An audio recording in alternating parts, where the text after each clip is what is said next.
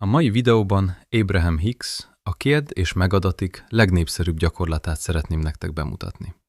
Ez a módszer azért vált népszerűvé, mert megoldást kínál egy olyan problémára, amivel szinte mindannyian küzdünk. A kontrollkényszerre és a folytonos agyalásra. A legtöbb ember ott akad el a manifestálásban, hogy túl sokat agyal a mikénteken. Hogyan jön meg a pénz? Hogyan fog megbocsátani a párom? Hogyan érek oda időben? Hogyan? Ez a folytonos kontrollkényszer pedig pont azt az ellenállást szüli, ami elzár a megoldástól. Minél jobban próbálod kézben tartani a dolgokat, azok annál inkább kicsúsznak a kezedből. Az elméd, amikor feszül és kapaszkodik, azt az üzenetet küldi a világnak. Nem bízom benne, hogy ez megoldódik. Az univerzum pedig pontosan erre az érzésre válaszol. Nem büntetésből, egyszerűen csak azt tükrözi vissza, amit kisugárzol. De mielőtt fejest ugranánk a gyakorlatba, tegyük tisztába, ki is az az Abraham.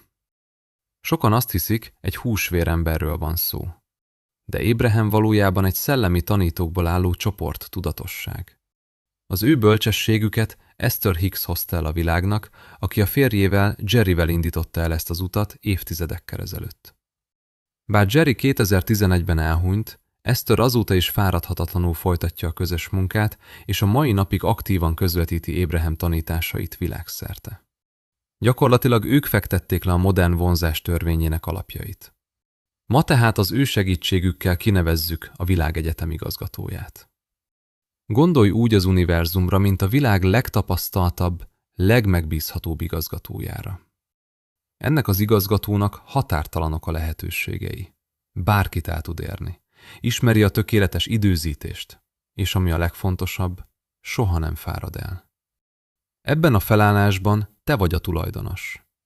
A tulajdonos dolga, hogy kitalálja, mit akar, és élvezze az eredményt. Az igazgató dolga pedig az, hogy megtalálja az utat, kidolgozza a részleteket, és megvalósítsa a kérést. Abraham szavaival: nem azért születtetek, hogy görcsöljetek. Azért jöttetek, hogy kérjetek, és fogadjátok, ami érkezik. Az univerzumnál nincs késés, soha nem is volt. Ti vagytok azok, akik sietnek. Egy jó tulajdonos nem azért bíz meg valakit a munkával, hogy aztán minden lépésnél a nyakára járjon. Megbízik benne, és az eredményt várja. Mi viszont pontosan ezt csináljuk. Kérünk valamit, aztán azonnal elkezdjük szervezni a hogyanokat. Ezzel pedig nem segítünk, hanem hátráltatunk. Nézzük, hogyan csináld. Fogj egy papírt, és húzz egy függőleges vonalat a közepén. A bal oldalra felülre azt írod, hogy amit én teszek meg ma. Ez alá csak azokat a dolgokat írd, amikhez tényleg kedved van. Például megisszom a kávém, megsétáltatom a kutyát, felhívom azt az ismerőst, akivel szívesen beszélnék. A jobb oldalra felül azt írod, hogy amit a világegyetem igazgatója intéz el. Ide jön minden, ami nyomaszt, ami nehéz, amivel kapcsolatban tanácstalan vagy. Rendezd el a banki ügyeimet. Találj megoldást a konfliktusomra. Hozd el a megfelelő vevőt az ingatlanomra. Most állj meg egy pillanatra. Nézd meg ezt a jobb oldalt. Ezek a dolgok már nem a te terheid. Leadtad őket. Nem gyengeség ez, hanem bölcsesség. Ma megtörjük azt a régi mintát, hogy mindent egyedül kell megoldanod. Van 3 titok, amitől ez a technika igazán működni fog. Az első a nehézségi szűrő.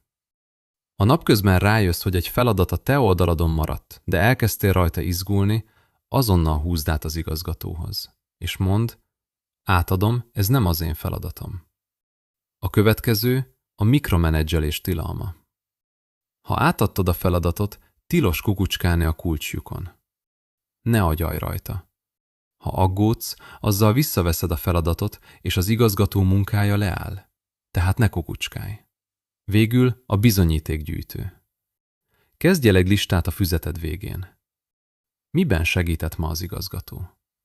Amikor kapsz egy váratlan hívást, vagy elmarad egy kellemetlen találkozó, írd fel. Ez tanítja meg az elmédnek, hogy a módszer valódi, és ha azt érzed, hogy semmi nem történik, az igazgató csendben dolgozik. Sokkal inkább egy véletlennek tűnő beszélgetéssel vagy egy hirtelen ötlettel válaszol. Ha például van egy váratlan kiadásod, írd fel az igazgatónak. Találd meg a módját, hogy ez rendeződjön. A legkönnyebb úton. Aztán csinálj valami olyat, ami örömet ad. Sokan kérdezik, de hogy tudnék lazítani, ha nem látom a megoldást? Pontosan ez a feladat. Nem a megoldást kell látnod, hanem az érzést kell előre átélned. Azt a megkönnyebbülést, amikor már minden rendben van. Abraham szerint ti nem a megoldást keresitek, hanem azt az érzést, amit a megoldástól reméltek. Akkor miért nem választjátok azt az érzést most? Azonnal. Még a megoldás előtt.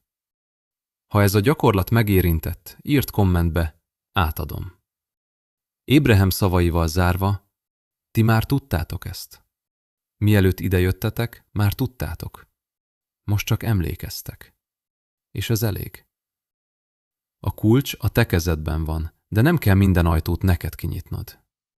Bízd rá az igazgatóra. Köszönöm, hogy ma velem tartottál.